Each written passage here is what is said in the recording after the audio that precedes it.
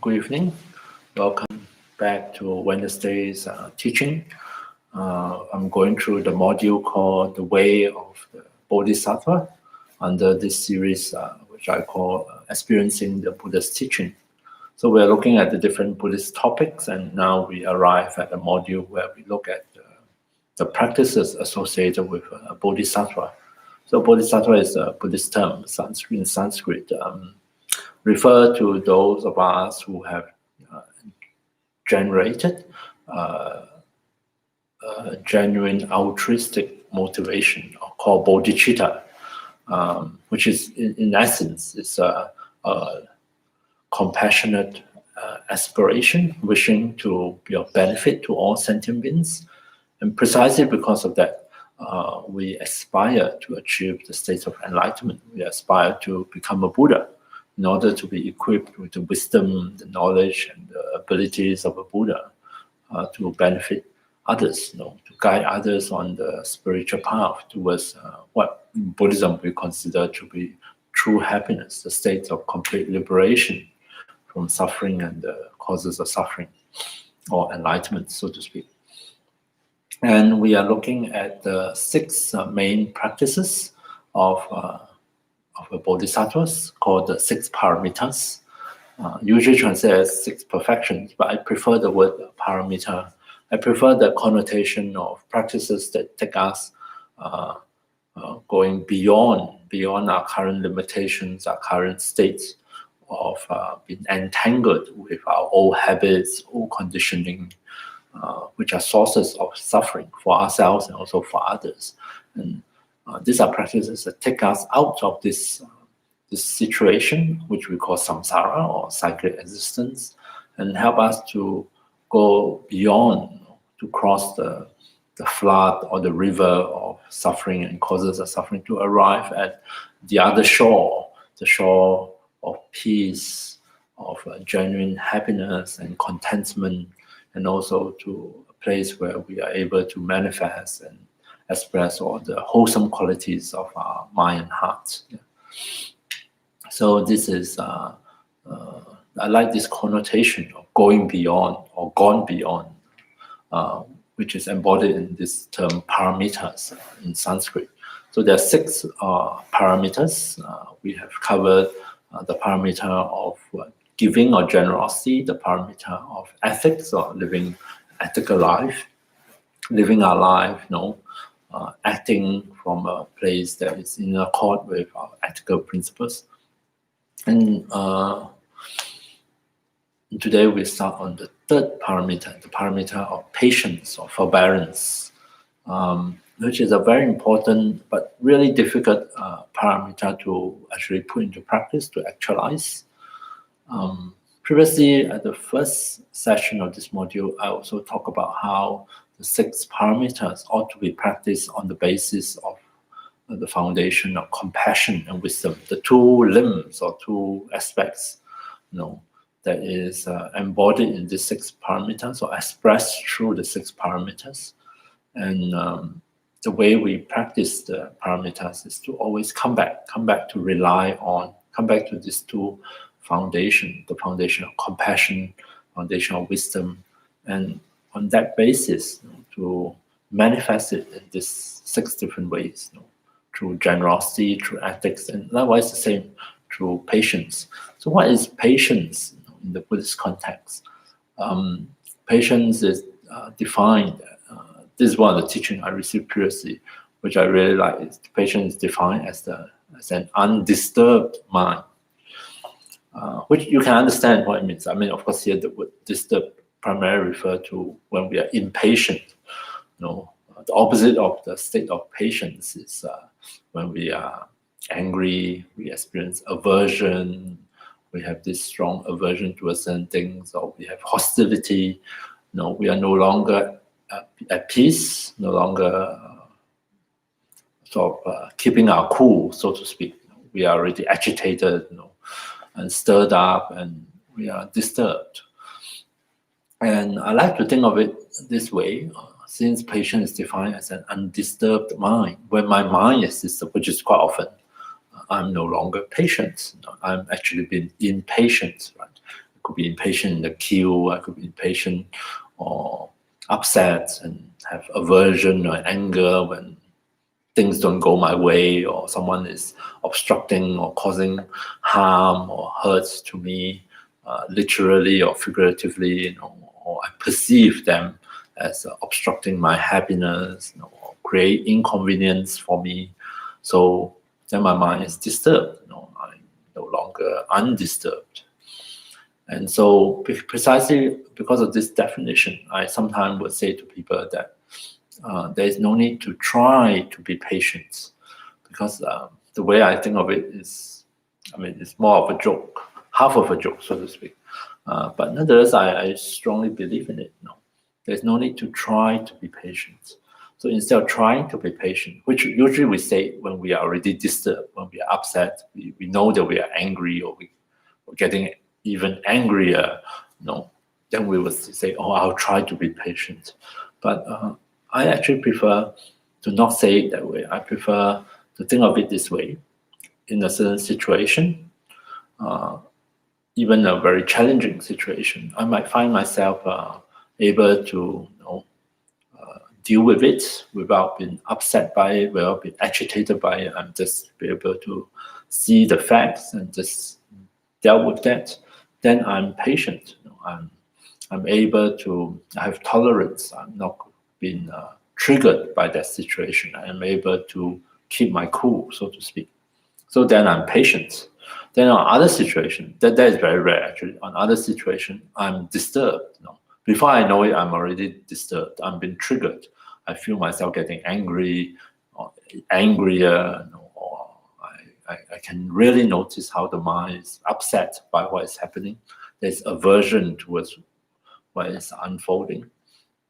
And instead of telling myself I need to be patient, I will try to be patient, I much prefer to say to myself, I acknowledge that I'm not patient.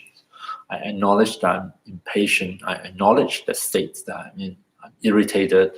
I'm actually very, very angry, whether justified or not. I much prefer, instead of saying, I'll try to be patient, I prefer to acknowledge that I am impatient. I think it's, as far as practice is concerned, I think it's, first of all, is close to the truth, more in touch with the truth of the moment, that in this moment, regardless of what I'm trying or not trying to do, I am disturbed, I am agitated, I'm angry, I'm upset.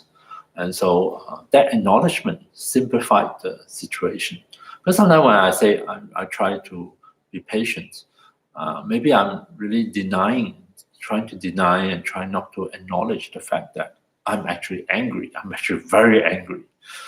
So I find it much helpful from a practical point of view, not to try to be patient, but to acknowledge what is happening in this moment. So this is the first thing I want to talk about, is to acknowledge in a certain situation, especially a difficult, trying situation, whether I'm patient, means I can keep the peace of my mind, I'm able to be in touch with the facts and just deal with them without being upset by it, or I'm not patient, I'm impatient, I'm agitated, I'm angry. All right, so that's the first thing.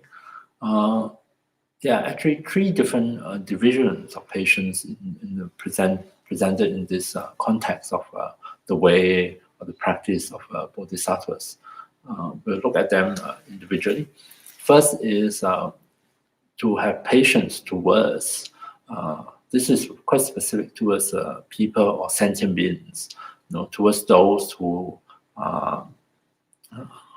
has hurt us or has harmed us or is hurting or harming us.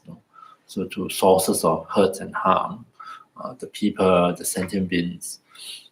And also to be patient related to this, another occasion is to be patient toward those who I perceive as obstructing my happiness, taking away my happiness, preventing me from being happy.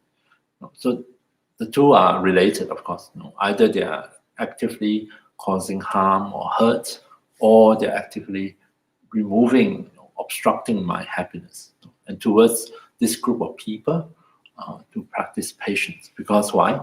Normally, this is a prime target for anger to arise, or anger, and even stronger than anger, hostility, aversion towards this group of people. Because of course, they're causing me suffering, or they're destroying my happiness. So that is the first type of patience towards such sources of harm or hurt, or sources that prevent my happiness. In this case, I like to think of this one, we refer to sentient beings, living beings, fellow human beings, for example.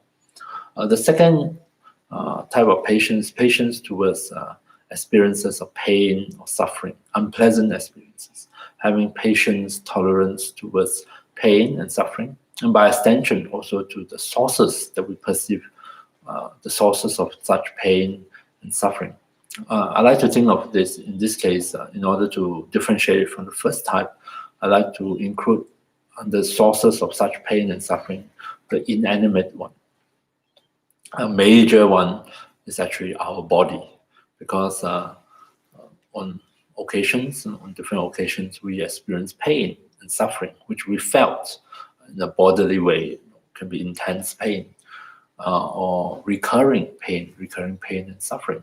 So not only do we have aversion towards the aversion and even anger towards the unpleasant feelings themselves, the painful feelings themselves, but if this painful feelings, unpleasant feeling is strongly associated with the body, due to illness or whatever it is, we might also extend our anger towards our body itself. We have aversion towards our own body, and that is actually not uncommon.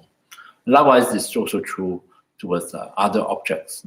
If the pain, the source of pain and suffering comes from other outer objects, then likewise we also have anger towards it. If we kick, due to our own carelessness, we kick, we hurt our toes.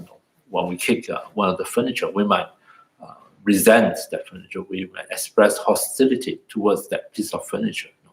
And this is not uncommon. So that's what this second type of patience is the opposite of, to be tolerant, to forbear, and to be patient with, in the face of painful sensations, suffering, as well as the sources of those pain and suffering. So these two, I think, is quite understandable, difficult to pull off, but nonetheless within our understanding. The third type of patience is unusual. It's patience towards the Dharma. Dharma here refers to the Buddha's teaching, include the study, the learning of the Buddha's teaching, and the practice, putting into practice, as well as the result of that practice, some of the realizations that come forth. And we are asked to be patient towards that, which is sort of a strange kind of category. Normally we thought, why do I need to be patient towards?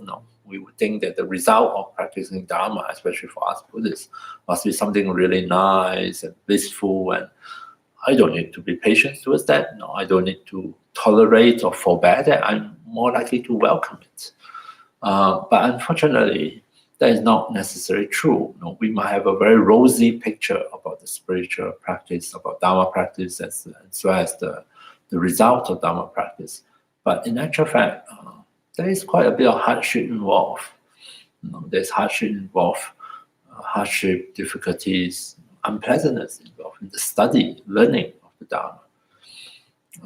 We are quite blessed these days. I have to say, a lot of us have easy access to Buddhism, to the Buddhist teaching in various forms, through various media. And so we have a tendency to take it for granted. But we have heard of story, and some of us have experienced in the early days. Just go back a few decades, the Dharma is not so easily accessible. And there are those of us who have to go through quite a bit of, make certain sacrifice, endure certain hardships, even just to have access to the teaching itself, to the information itself. And so that, in those situations, it calls for patience to forbear the inconvenience, the sacrifice, the hardship involved. And likewise, in the practice of Dharma, things, although we may imagine things going smoothly and nicely and all fall in place and how wonderful it is, the actual fact, it is not like that. There are various challenges, various obstacles, and even if we don't include that, the very act of practice itself bring us face to face with our own suffering, our pain, and the sources of suffering within ourselves.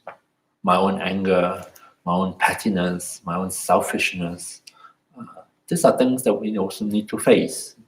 We need to allow into our awareness, into mindfulness. And sometimes we have to acknowledge that we make mistakes, that we in turn are the cause of hurt and harm to others as well. Not nice things to come face to face with and to acknowledge, even to acknowledge. So here we need also to forbear, to be able to tolerate this process itself. These are the hardship entail that is involved, and these are the unpleasantness that we have to somehow forbear with as part of the process of practicing the Dharma. And there's also a need for tolerance and forbearance and patience towards the result of Dharma practice. I know it's quite common these days to read about people who publish and talk about spiritual realization. It's always sound so fantastic, full of bliss and joy, and seems so wonderful, isn't it? I remember myself having read some of it. I really long for that. Long to have some of those experiences, and it sounded just perfect, perfect. But actually, Dharma realization, spiritual realization, are not always blissful, not always peaceful. It actually can entail some quite unpleasant experiences. For example, maybe on the way to a realization, we might have to encounter fear. And fear is a difficult experience to deal with. One that we may not have hostility to us, but we definitely recoil from it, run away from it. After all, fear is not something we really enjoy having. And more importantly, in my own experience, I think deepening understanding of the Dharma, coming to experience some of the results of our own Dharma practice. One category of feelings, which is, I don't know about others, but I can only speak for myself, is that I do encounter, do experience. That is the feeling of disappointment. In the Buddhist context, there's a nicer word than disappointment. That is the term disenchantment. The very important part of Dharma practice is to become disenchanted. So as the term implies, it's almost as if previously we are under the spell, under enchantment, and so under the influence of that spell, we see the world. We are sort of taken in by certain illusion or delusion, so to speak, and we're under the spell, under the enchantments. And through Dharma practice, we free ourselves from that spell. We step out, we see reality as it is, so we are disenchanted. But the dominant feeling when we are disenchanted, when we wake up from our own fantasy, wake up and realize, oh, whatever it is that we have been yearning for, we are holding on to, is delusion. It doesn't exist like that. It's not true. For me, the main feeling is one of disappointment. Oh, that's a real bummer. You mean it's not like that? You mean this is not the true source of happiness? You mean all those my previous investments of time and energy and effort into all these different supposedly sources of happiness are mistaken? Yeah. And disappointment is a feeling I encounter in my own spiritual practice. I cannot say that it is a nice feeling. It is actually quite unpleasant. But nonetheless, I think it's a genuine phase that we do go through. I cannot say that everyone would go through, but I'm sure some of us would have something similar. And although it's unpleasant, and it requires us to be patient with it, to be patient also with the process of being disappointed, of being disenchanted, I think, at least for me, I think it takes time for it to sink in, and for me to come to an acceptance of it, come to an acceptance that certain things that I crave or I'm attached to, that I hold tightly onto, this isn't how I imagine it to be. That I have been deceived. I deceive myself. I'm deluded. I delude myself. I've been holding on to a certain idealized image or idea instead of the real object. And now waking up from it, I'm disappointed. I said, oh, this is not what I expect it to be. And that is a process of disenchantment. The spell is broken, and I see reality, this little, this small way, and I have to let go of that expectation, let go of the false image that I've been cherishing, and I'm disappointed. Yeah. And this is just an example, and therefore it does call for a certain degree of patience and equanimity towards the very fruit of our Dharma practice. Yeah. Okay, so those are the three types of patience. Patience that allow us to forbear towards those that cause us harm and hurt, or those that obstruct our happiness or deny us of our happiness. So instead of reacting with hostility, with aversion and anger, with a disturbed mind, is it possible for us to respond from a mind that is undisturbed, from a place of patience? Difficult. And likewise, patience towards the pain, unpleasant feeling, suffering itself, and by extension also the sources of that pain and suffering. To not, of course, to acknowledge that it's unpleasant. I don't mean that we sort of lose ability to differentiate what is pleasant and what is unpleasant. That's not what I meant. That's not what the teaching is talking about. So it will still be experienced as unpleasant, but nonetheless, we are not disturbed by that unpleasant feeling. We are able to acknowledge it for what it is, and yet at the same time, we are not, or we refuse to allow the unpleasant sensations and experience to disturb the peace of the mind, the clarity of the mind.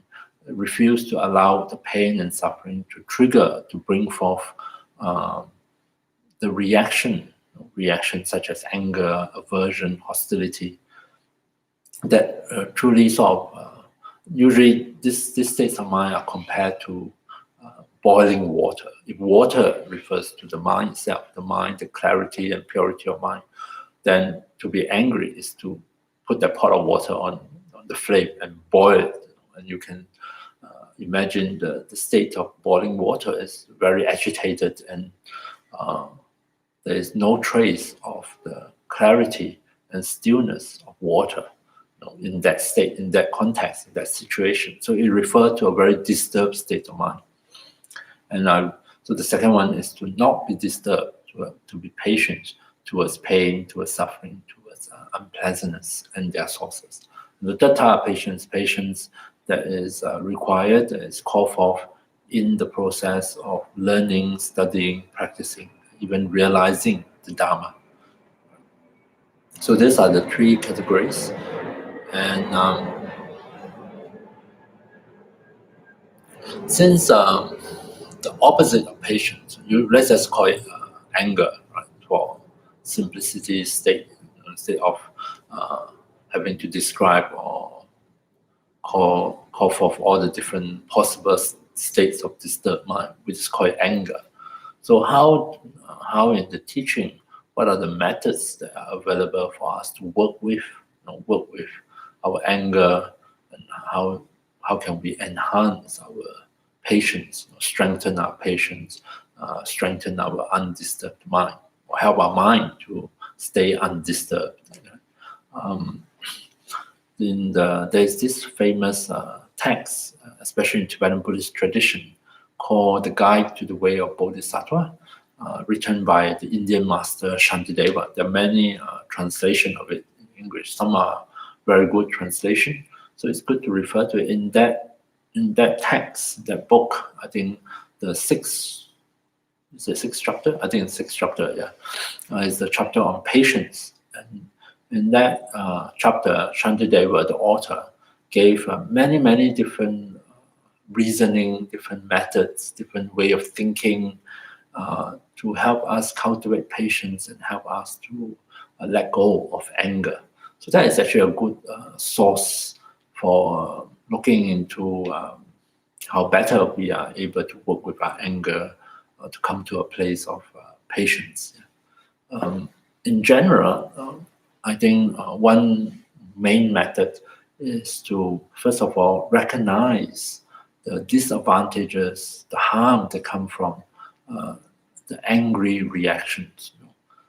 If we give in to this reaction of anger or hostility and aversion towards all these different experiences, they are great disadvantage for ourselves. And conversely, to also recognize the great benefit and advantage of able to sustain an undisturbed mind, or to be patient in the face of such suffering, such challenges and disturbances. Personally, I find that just labeling anger as bad and patience as good doesn't cut it, doesn't work for me, because so powerful is my own angry reaction towards hurt, towards harm, towards what I perceive as causing me problems or trouble or denying me of my happiness, convenience sometimes. So the happiness can be pretty mundane, just by inconvenience me, I can get upset. Just by labeling in my mind, keep saying to myself, oh, this anger is bad, I shouldn't be angry, this is bad, doesn't do anything at all to the anger, at least in my case. When I was studying in Italy, in a master program on Buddhist philosophy, I did that for 7 years. So that was prior to me moving to Sydney to take up this teaching role. One of the requirements to graduate from that course that was imposed on us midway through the program is that we need to do anger reporting. Supposed to enhance our mindfulness of our own angry episode, which is wonderful from that point of view, except that it has a pass or fail grade.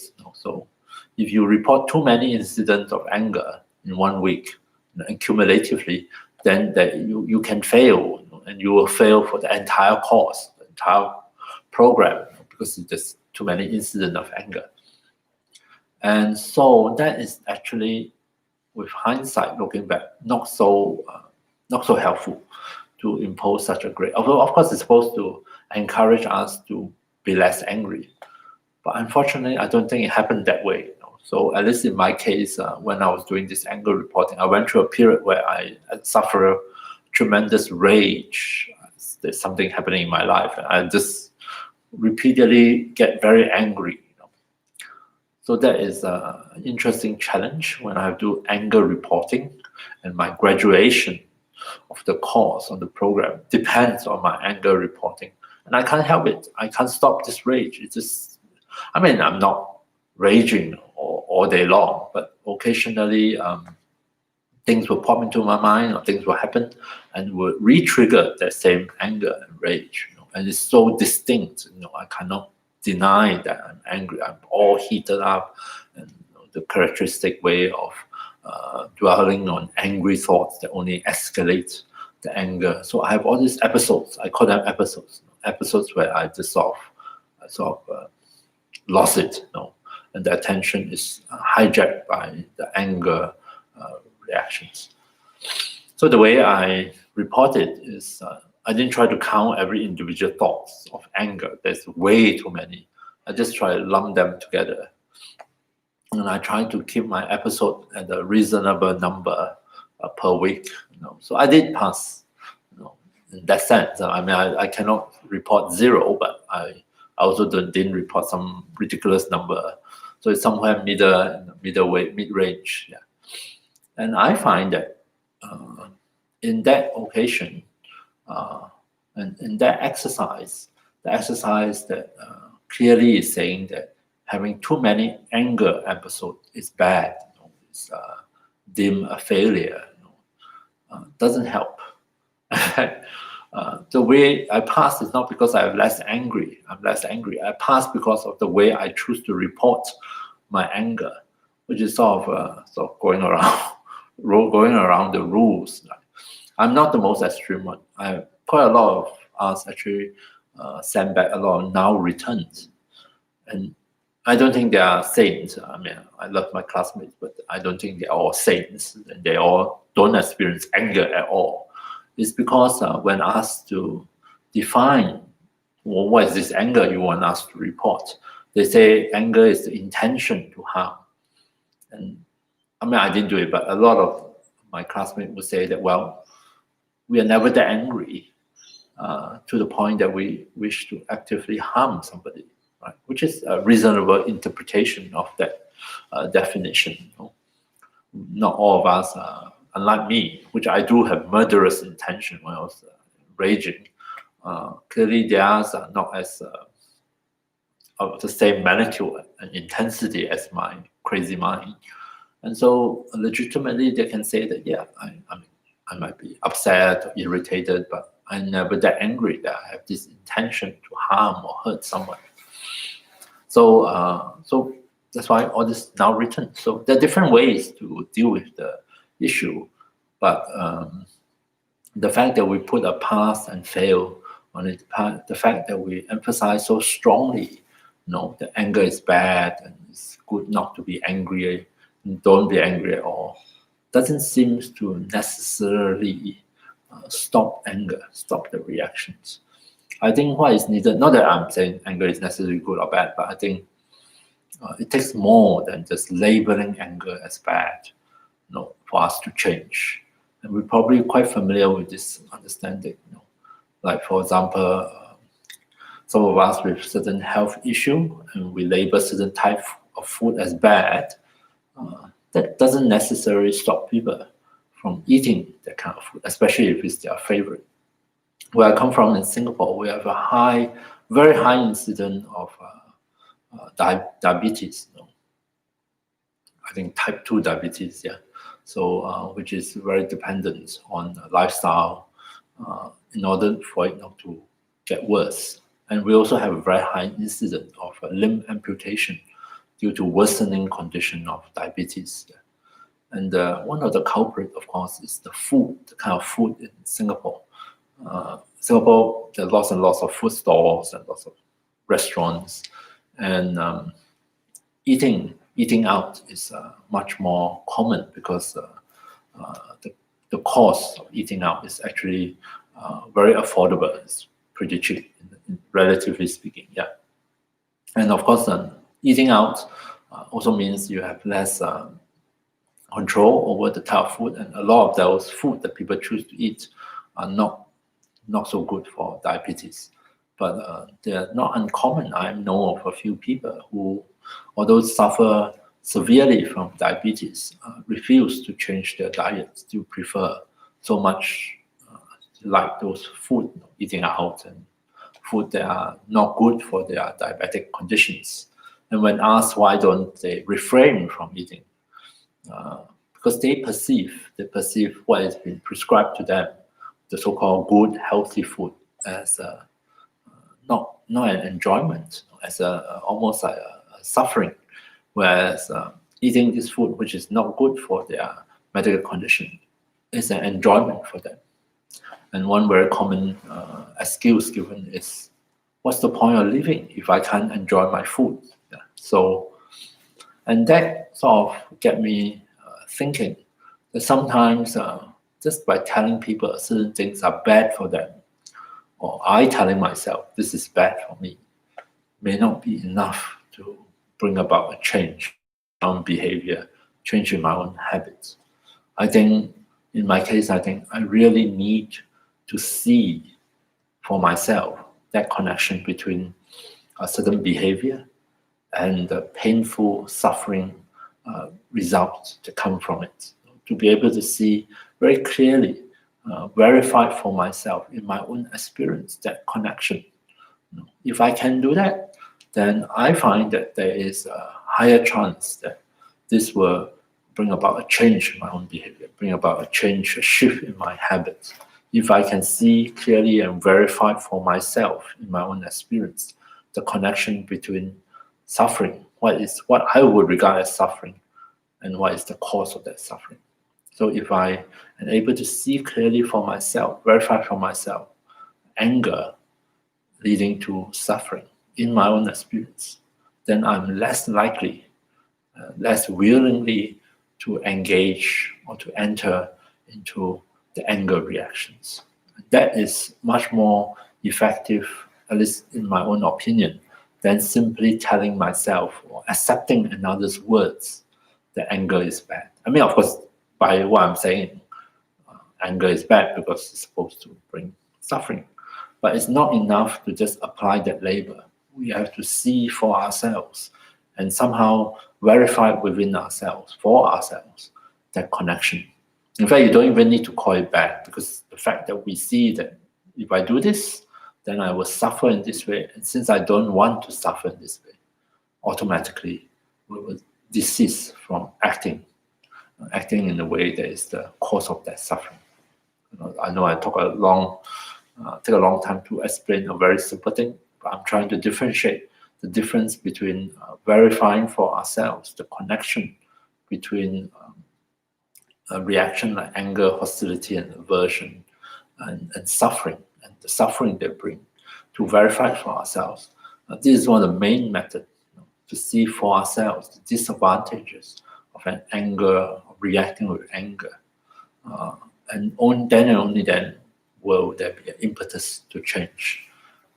One of the reasons why people hold on to anger, and I understand it, at least from my own point of view, is anger is a source of power for us. It sort of mobilizes all this energy and power within us, which when I'm not angry, somehow I'm inhibited, or I don't have access to it. I don't know how to bring forth that. I don't know how to speak up for myself. I don't know how to say no. If I'm not angry, I sort of behave in a different way. I have other kind of conditioning. So anger could be seen as a way to break through those inhibitions, those other kind of conditionings, and empowering myself, to do something for myself, or to stop injustice, or whatever it is. And that's one of the very common reasons, even for myself, to see that, there might be some advantage in anger. And that might be true. I'm not saying that's not true.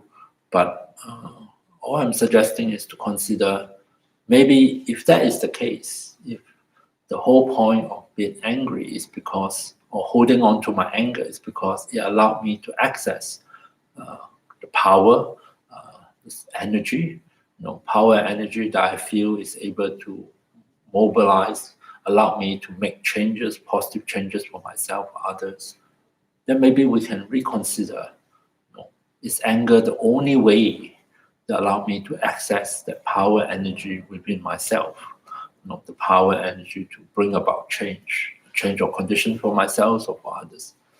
Is anger the only way for me to get to that power?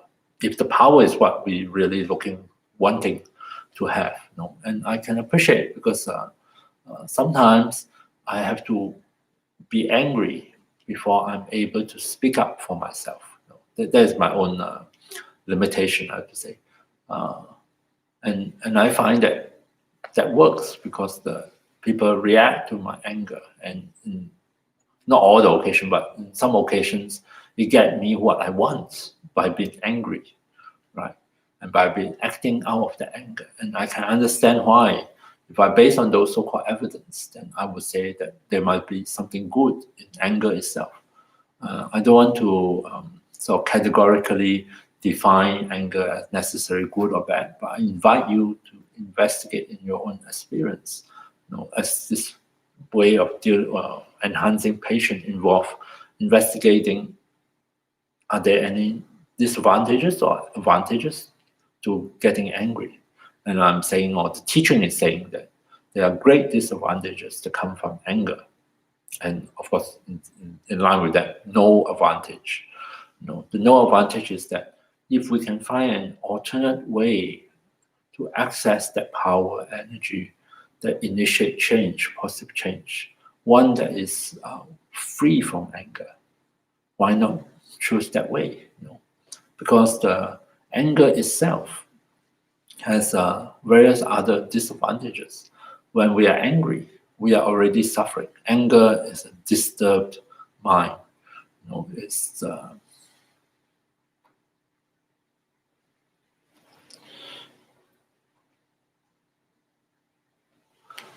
So Sue was saying it's quite a pertinent point for her, and so often in our society, especially, we find that we fall back on anger to access the power, the momentum, energy for us to act in such a way. We want to do good, to stop people from hurting or harming others, to stop others' wrongdoing, and so on and so forth. And we find we access that energy and power through our own anger or rage. There are many stories we probably can recount. And the Buddha's teaching is saying that. So it's very important to look at other alternatives. Because if there are no alternative, then maybe there is no. We can't, at least for the time being, let go of anger. But there are actually other alternatives. Not easy, because it's not our habit. We are not conditioned to respond in that way. But there are other possibilities. And the whole point of this teaching is to sell this idea that the alternative is much better than anger itself, because anger has other disadvantages. It really disturbs us. If you are angry for a long time or very frequently, you can feel the physical damage anger causes to us. It's a state of agitation. And if we sustain the anger, we stay agitated, and that is not good for our physical health, our mental health, our emotional health. And also, and most importantly, anger is a distorted state of mind. We feel that we see things clearly, which is why we respond to anger. But in actual fact, once we become angry, the anger distorts our perception. It has a way of narrowing our perspective, and we tend to project a very negative image onto the object of our anger. I'm not saying that the person or the object are all good, but usually they are not quite the same as the image we hold in the mind. The image we hold in the mind, our anger, is quite often an exaggerated negative image. We kind of somehow abstract out all the good things about it, and we retain the bad one, and we might even intensify the so-called bad qualities, the bad guy. And so this person, or our image rather of the person, embodies all negativities and all badness, sort of gathering together. And this image is a little bit our sin in reality. In reality, I'm not saying the person is necessarily good, but each one of us are complicated. We have different aspects of ourselves. But this image that we hold in our mind, our anger, is often devoid of all the other aspects. It's always like almost a oversimplified image, like some cardboard figure we cut out, and then we paste it on that person, and then we react to it. Hollywood movie is a good indication of our thinking process. We like the world to be divided into the good guy, the bad guy. The good guy fight the bad guy, and the good guy win, and that's it. But the reality of life is often more complex than that. And so that is the other great disadvantage of anger. Not only does anger in itself disturb us, anger itself introduces this distortion. So we are not seeing things clearly. We are seeing a distorted reality under the influence of our anger and hatred. And precisely because of that distortion, acting out of our anger perpetuates that distortion. And sometimes, quite often, it causes us to act in a way that compound the problem, because we can't see things clearly. We act out of anger, and we tend to make things worse. Whereas the Buddhist suggestion as an alternative to anger is actually, funny enough, is compassion and wisdom. And compassion in our modern society has a sort of a negative association, being weak, being indecisive, being overly sentimental, and therefore not able to make firm decisions, and not able to act decisively with power, with energy. But in actual fact, that is not true. That is our common notion of compassion. But true compassion is very powerful, and it's a very powerful state of mind. Actually, compassion is not really a feeling in the Buddhist analysis. We always associate compassion with feeling, the feeling that stirs up when we see something and we feel unbearable. I mean, it's true, but a lot of time when we are compassionate, we're not necessarily feeling, all those feelings. Compassion in Buddhism is grouped under what we call volitional factors. So it's those factors that influence our intention, that influence our motivation, that direct our attention and direct our actions, direct our choices.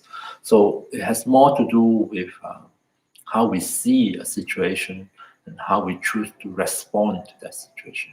And there's a feeling component to it, but compassion itself is not entirely a feeling. It's more to do with intention.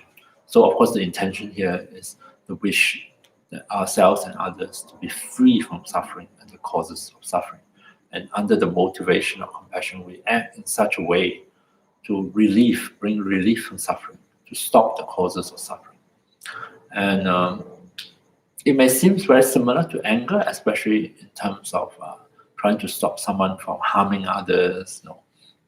But in actual experience, a compassionate mind and an angry mind are very different states of experience. And compassion in Buddhism is paired with wisdom. That means when we look through compassionate eyes, compassionate, wise eyes, we see reality, or at least hopefully we see things closer to reality, as opposed to seeing through angry eyes, we see a distorted reality. The reality that we see is already distorted by our own anger. And so based on that, acting on the basis of compassion and wisdom ought to bring us a higher chance of success, because we are seeing reality clearer, so to speak. Okay, enough of me blah blah blah on. I would like to suggest to do a meditation. This is a meditation on Tongling, and this is one way of doing Tongling meditation, taking and giving, which is a meditation for cultivating kindness and compassion, but within which there is also great wisdom. To try on a different way of looking at situations that we ourselves may be involved, that is very upsetting, that easily stirs up our strong emotions and disturb our mind, and try to relate to that situation instead of our usual habitual reaction of anger, upset, fury, aversion. Try on something different, compassion and kindness on the basis of wisdom. And so let me just describe this meditation, and we do it together. Then when there's time, then we can relook at some of the things that come up. Here I will invite you to bring to mind a situation. Could be involving yourself, or could be not involving yourself. But you try to bring to mind the different people involved in that situation. Let's say it's between me and my relationship with someone, let's say with my father. I don't think I need to work on that, but still, let's take the example. So then I would bring to mind both myself and my father.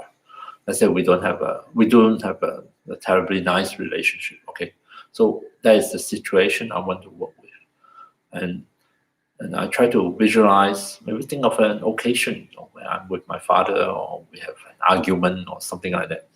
It doesn't matter, but so long as you bring into the context the different people that is involved. It could also be a situation that you know of that is triggering you, not personally, you're not personally involved, but you know of, and you bring all the different parties, that is entangled in that situation to mind. So to see the whole thing in a kind of holistic way, in a contextual way, instead of isolating out one person. See the person in his or her relationship with others, and maybe even with the environment and so on. On the in-breath, in Tonglen practice, we breathe in, we draw out the negativity from that situation, which could be the suffering, the pain, could be the anger, the hostility, could be the violence, could be whatever that is negative. Breathe that in a certain form. Like I usually use dark smoke, dark, toxic-looking smoke. Breathe it into one's heart, and work with the image. Allow the image to represent the negativity involved in that situation, and breathe it into one's heart. And think of the smoke completely disappear within the space of one's mind and heart, as a way of invoking our natural compassion, which is this very simple, genuine wish: may we be free from suffering and the causes of suffering. So that taking in is to invoke compassion. And then later, after a few breaths, we can switch and breathing out, focus on the out breath, breathing out.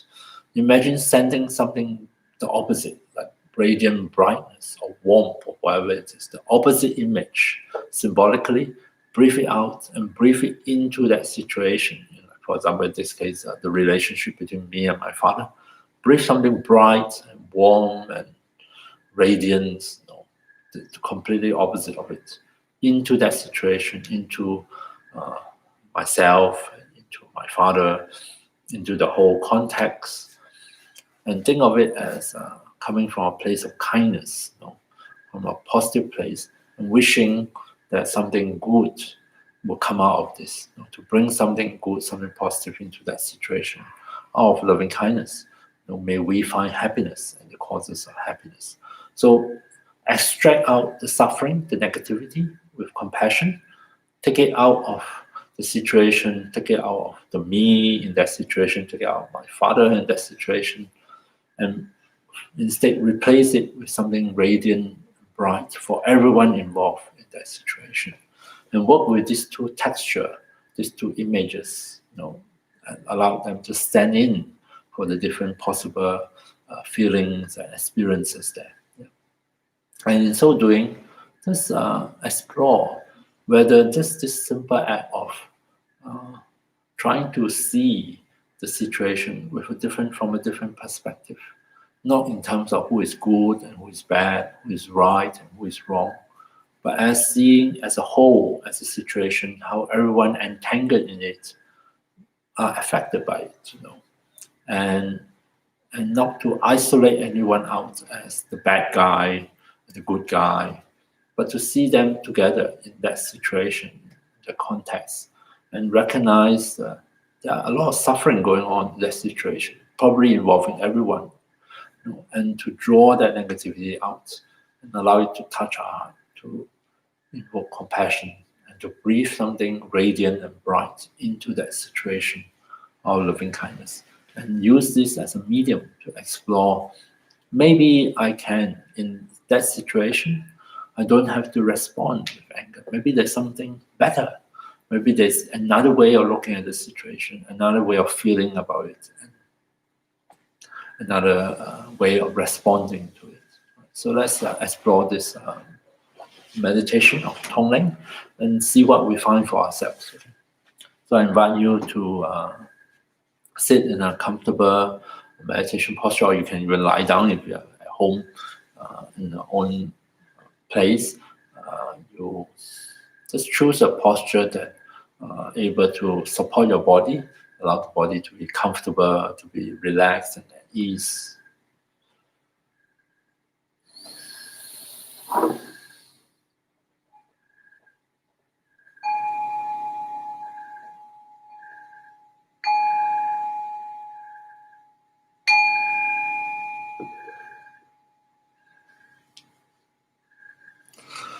Give the body a few moments at the beginning of this meditation. Just allow the body to adjust itself, to take its time to become accustomed to the posture, and for it to reassure itself that this posture is stable, supportive, and safe.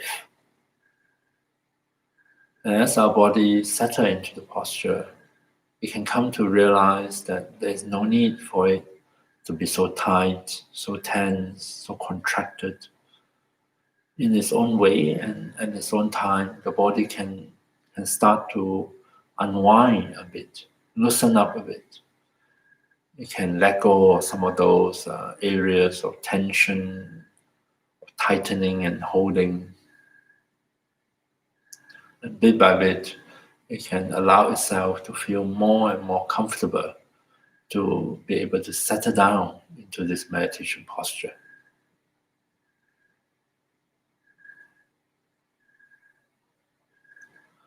So as Tongling make use of the natural breath as a support, so let's start with attending or becoming aware of the breath sensations within our body, allowing ourselves to fully experience our in-breath and out-breath.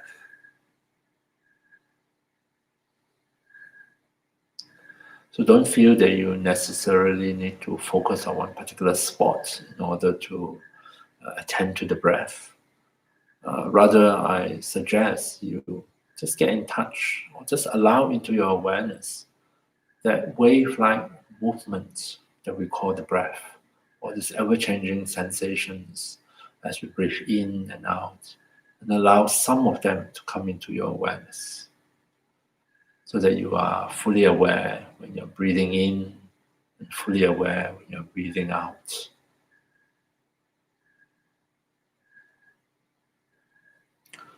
For the first few minutes of the meditation, we simply rest our attention on the breath sensations, or we invite the breath sensations to come fully into our awareness and make the breath sensations our support, a place where we can rest our attention, we can come back to it.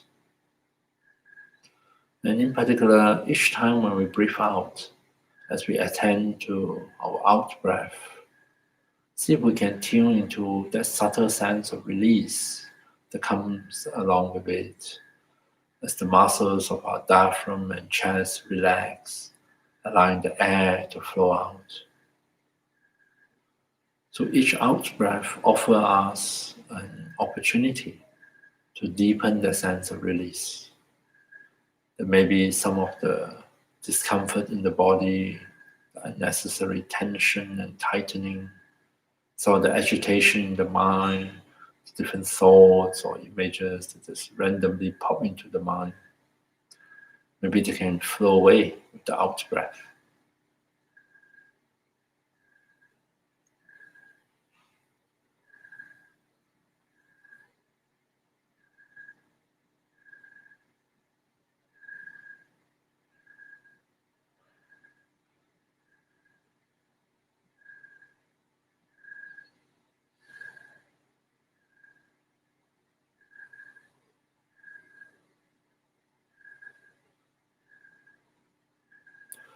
When we do find ourselves distracted elsewhere, our attention drawn elsewhere, most likely to different kind of thoughts, see if we can regard that as a totally normal reaction of our own mind.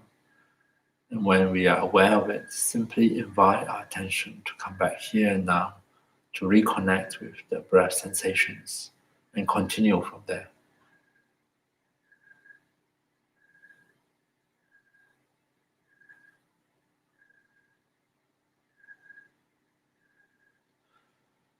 And as we get acquainted with the rhythm of our own breath, breathing in and breathing out, we can switch over and begin Tongling meditation. I invite you to bring to mind a particular situation that you might like to work with. Could be a situation involving yourself and someone else, more than one person. Could be a situation you find yourself in. Can also be one that does not directly involve ourselves, one that we are aware of. But in either case, see if we can bring to mind the different people that are affected by this situation. They are somehow entangled and involved in it.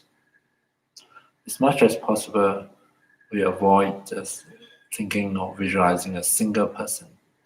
as none of us are truly completely isolated and independent on others. Inevitably, our experiences touch others as well.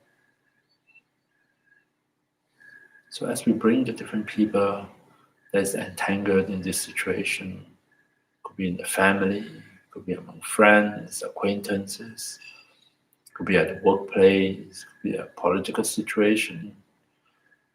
But try to bring to mind the entire context as much as possible, the different people involved, attune to the interactions and the relationships in this situation that we are working with.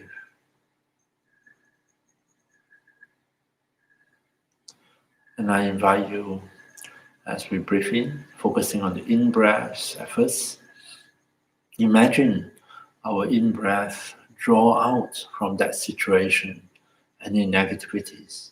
Represent that negativity, the pain, the suffering, the hurt, the challenges.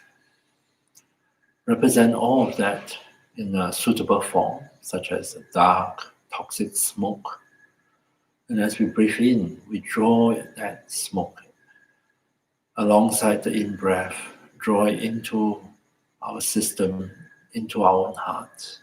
Allow it to dissolve and disappear in our heart, to invoke a compassionate response, one in which we are able to respond with the genuine intention, may we be free from suffering and the causes of suffering.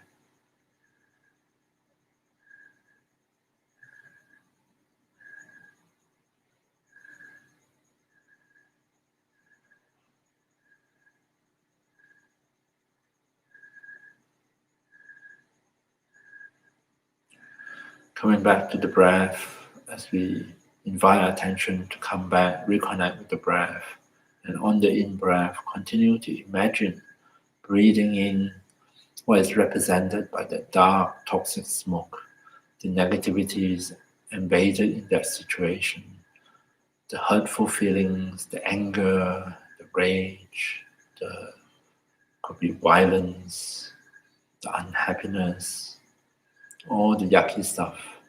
Breathe that in into one's own heart as a means to invoke our natural compassion.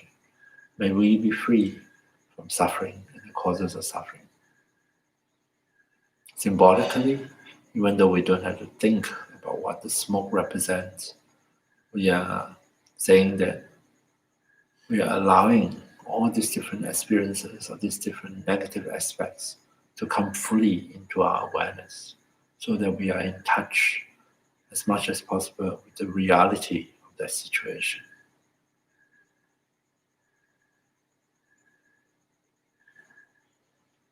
And then we switch over for the next few breaths, emphasize on the out breath. As we breathe out, once again imagine we breathe out from our own heart, something radiant, bright, almost the opposite of that image that we used previously. And breathe that brightness, that radiance, or whatever it is that come to your mind. Breathe this into the situation. Allow it to fill up the situation, touch the different people involved. Allow it to bring a ray of light and hope, maybe something uplifting and positive into that situation, into everyone involved. Breathing out the light, giving, sharing. Think of that. Think that it comes from a place of loving kindness, which is the genuine wish, may we find happiness and the causes of happiness.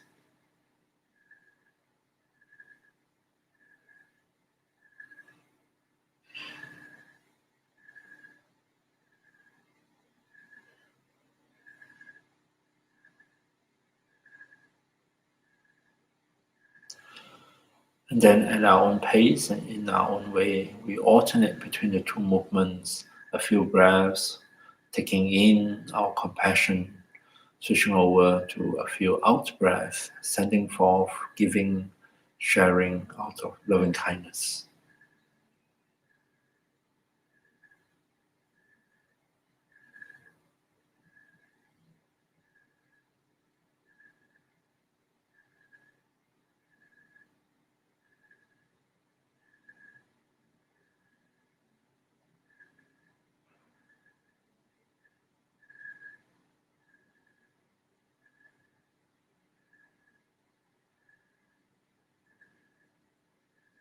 Coming back here and now to your meditation, refocus on the situation you're working with, the different people involved.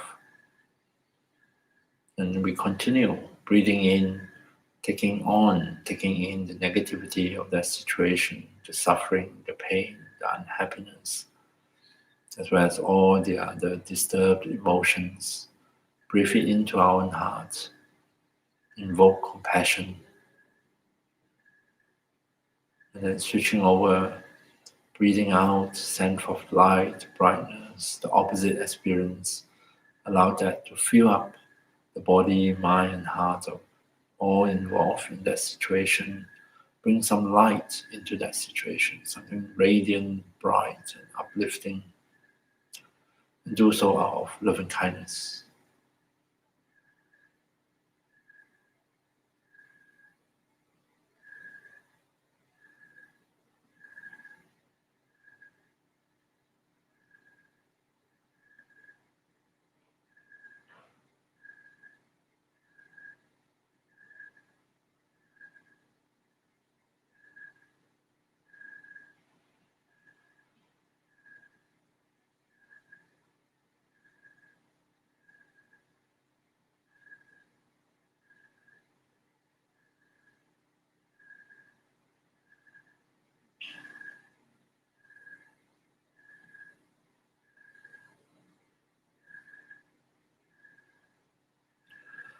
So when we find ourselves distracted, not to be upset, simply come back to the breath and continue with the practice.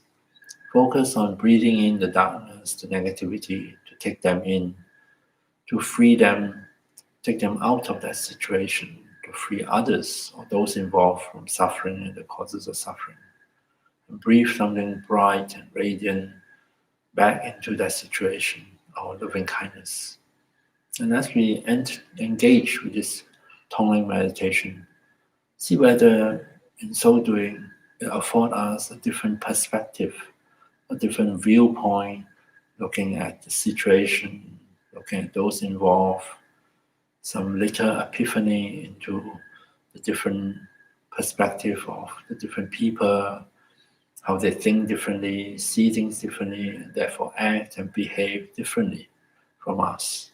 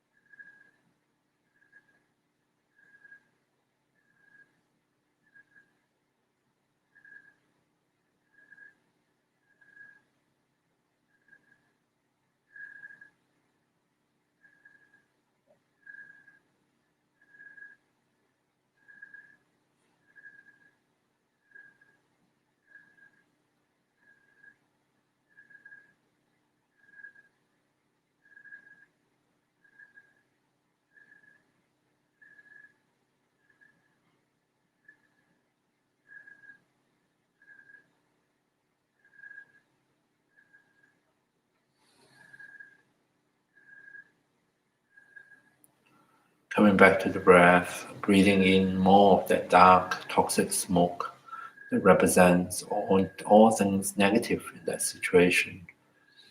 As we continue to breathe that in, think that our compassion, we are lessening the negativity, lessening the suffering involved in that situation, even on an imaginary level. Nonetheless, enter into it, engage in it, and do so out of compassion, wishing may we be free from suffering and the causes of suffering.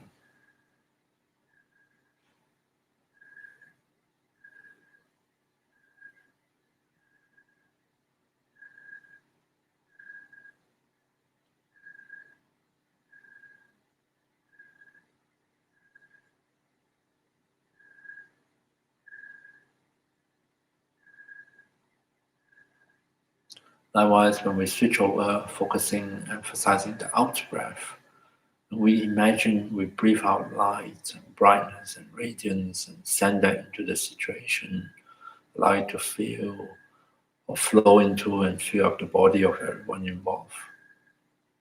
See if we can think that we are actually trying to send something really positive into the situation, really to touch each and everyone involved in that situation with something uplifting, with hope, with brightness, with positive feelings, our loving kindness, where we find happiness and the causes of happiness.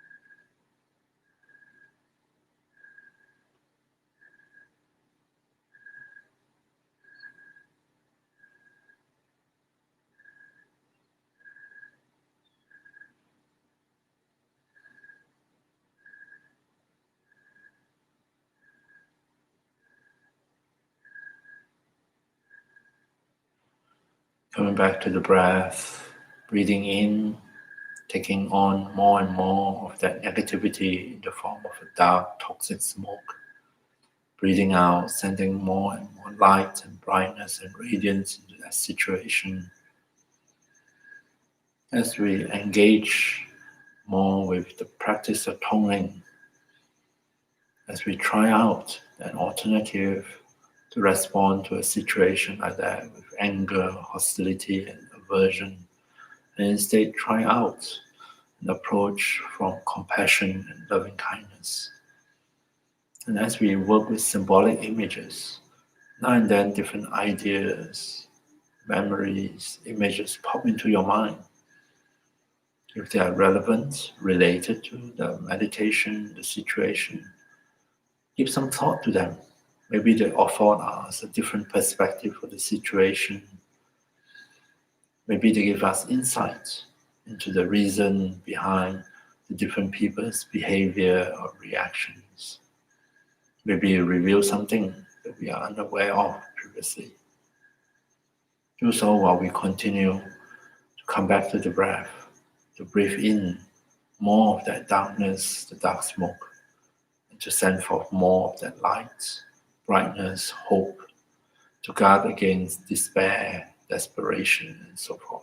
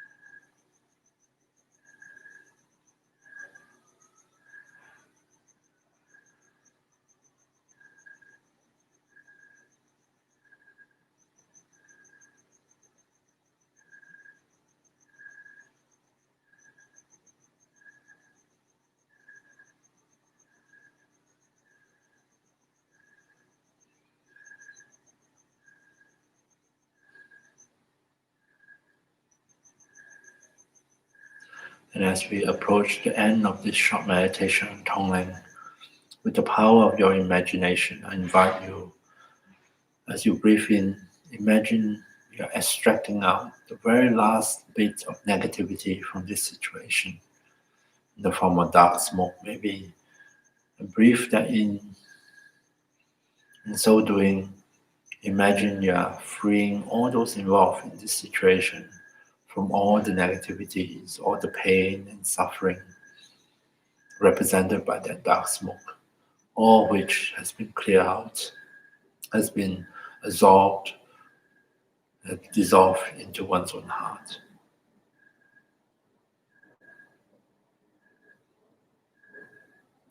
And instead, as we breathe out, sending forth more light and radiance, imagine we are able to transform everyone involved.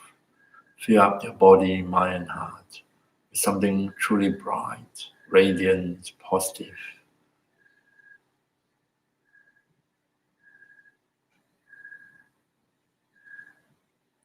So even though just on a symbolic level, see in your mind's eye this situation that you are working with. See in a brighter light.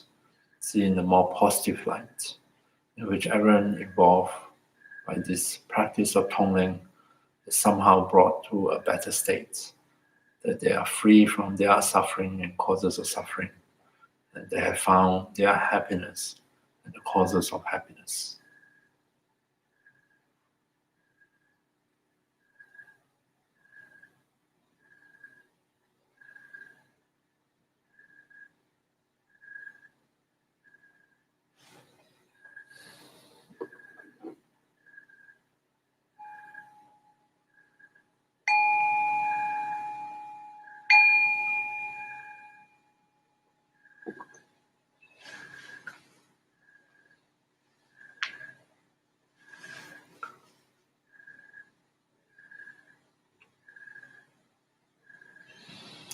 Okay, there's Tonglen, and it's my way of helping myself, especially in relation to conflicting situations, one in which I'm great tendency to react with anger, with hostility, with impatience, by trying on in this kind of meditative setting, which allow me to take a step back from the situation, which could involve myself or could be something that I'm just upset about. And to deliberately invoke compassion and kindness. And with the help of the setting of the Tonglen meditation, breathing the darkness in, breathe out the light. Quite often I find that it, simply because just by trying, not necessarily I feel very compassionate or kind in that setting, or that are necessarily free of anger. In the midst of doing the meditation, different things, images pop into my mind because I'm trying to see it from a different perspective. And sometimes it works, something responds from within me. I would find myself noticing things and aspects of the situation that I'm not aware of, I didn't think about, or didn't come to mind.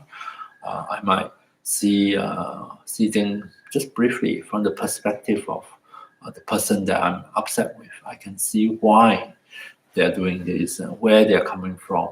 Not that I necessarily agree with them, but it's sort of like a kind of moment of empathy. Empathy with a person that I might normally just put as in opposition to me and just the object of my anger.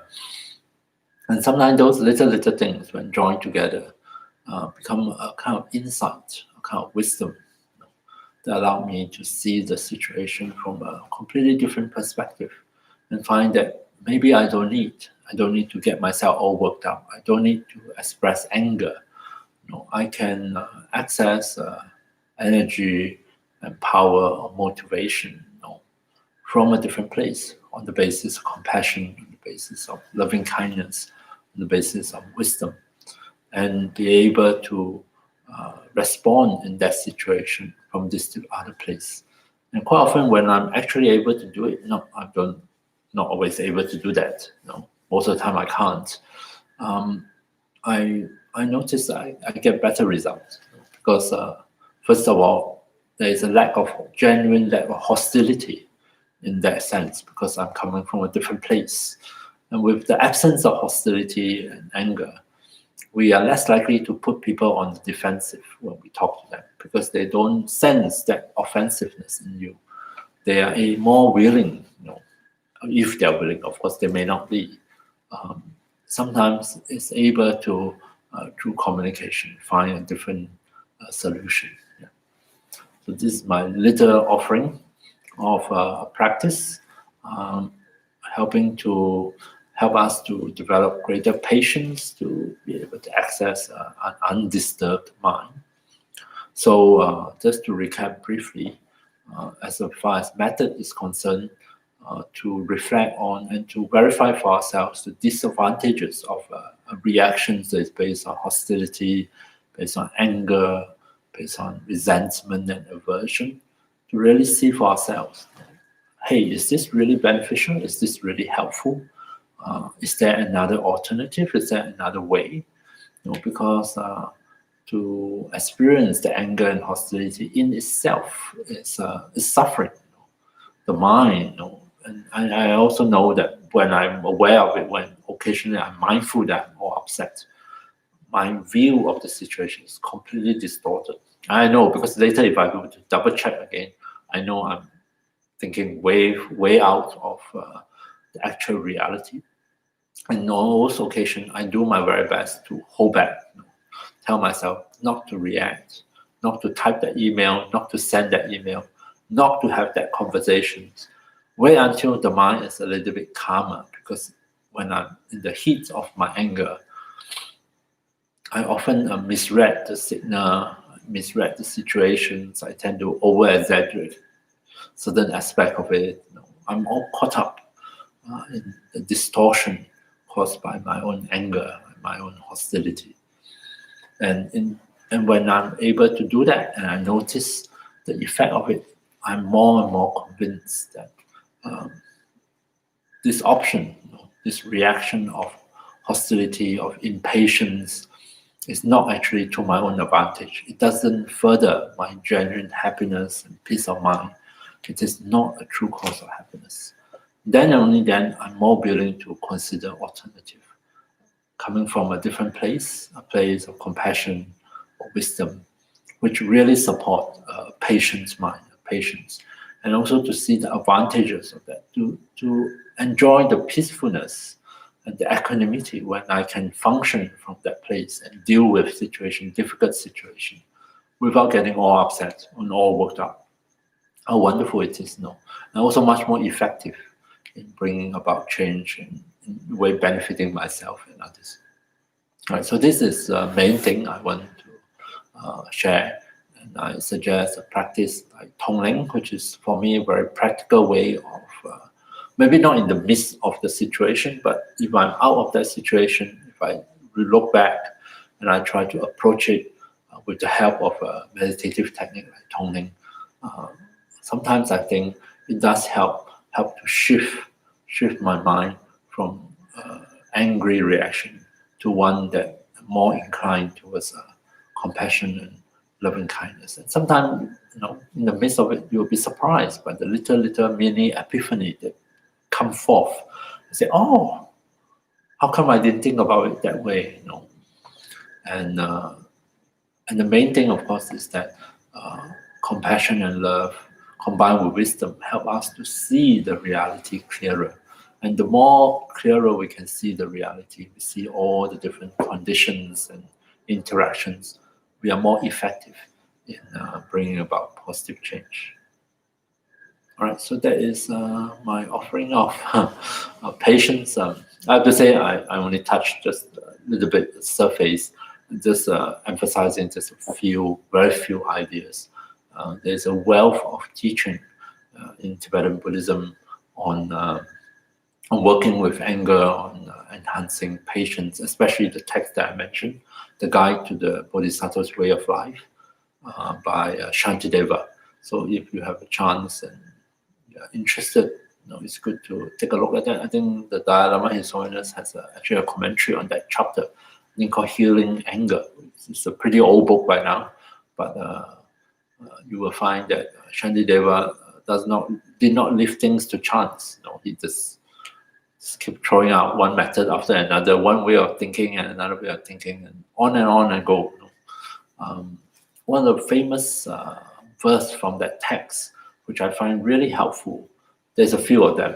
One of them is to say that because impatience and anger, one of the preconditions for us to be impatient, to be angry, or to be easily get angry, is actually unhappiness. If we are unhappy, there's a greater tendency for us to react with impatience, with irritation. We're easily irritated, and we get angry.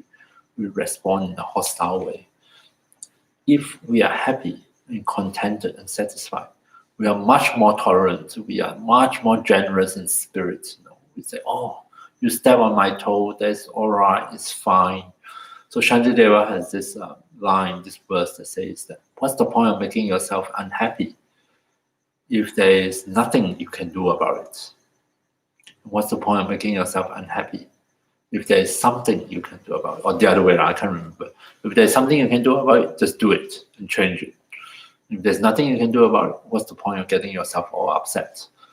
Either way, there is no reason to be unhappy about it, to allow your mind to be disturbed by it. And if we are able to retain an undisturbed mind, then we are much more likely, first of all, to have peace of mind, to be happy, and to be able to deal with the situation from a place of patience instead from a place of an agitated state of anger. He also said that suppose we are walking on the great earth and our feet barefoot and hurt by all the broken glass and all sorts of things. How can we protect our feet? We can. One way is to cover the entire earth in carpet or leather. Cover the entire earth. This is an analogy to getting rid of all the unpleasant things in life, all the unpleasant people, by covering them up, by somehow removing them from coming into contact with you, with your feet, so to speak, by covering the entire world with carpet. Or we can simply just wear a pair of shoes, and then we will be protected and we can go everywhere. So instead of trying to get rid of all the perceived source of irritations and harm or inconvenience or anything that we find to be obstructive of our happiness, and trying to get rid of all of them again and again with hostility, just wear a pair of shoes. Just protect your mind. Keep your mind in an undisturbed state, in a state of patience and equanimity, in a state of calmness and clarity. Just protect your mind. And it doesn't matter if there are all these elements are still around you, you will be undisturbed and will be able to enjoy peace of mind and happiness. Right? So I leave you with that. Thank you very much for your attention, and I hope you have a good week ahead, and I'll see you in the next session. Good night.